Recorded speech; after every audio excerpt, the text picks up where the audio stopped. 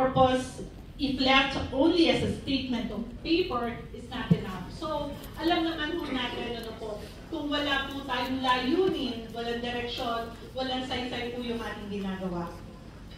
Purpose becomes powerful only when it becomes action, when it is lived every day through good governance, responsible leadership, and genuine service to the people. We ask ourselves, how do we turn our cooperative purpose into cooperative action? We do this by, one, strengthening our leadership and management systems.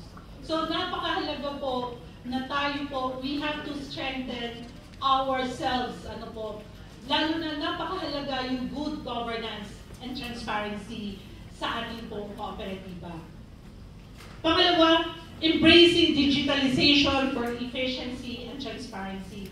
Sa panahon ngayon, talagang we have to update ourselves, ano po.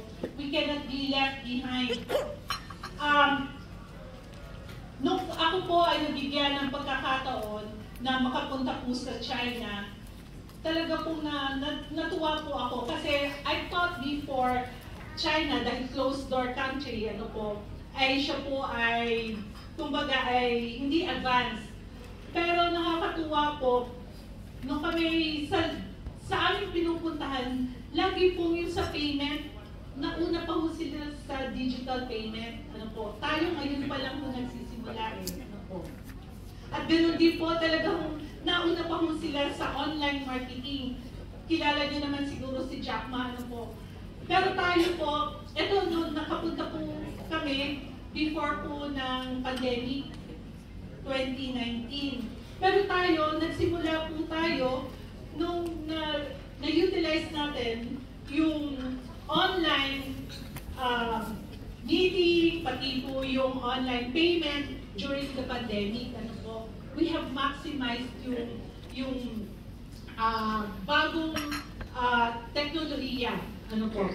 So, kinakailangan pa rin po natin, we have to truly utilize, ano po, sa ngayon po, talagang we have to advance ourselves. We have to think out of our box. Ano po, sinasabi nga po, we have to be creative. Ano po. So, maski po tayo ay nasa senior age na po, we have to update ourselves.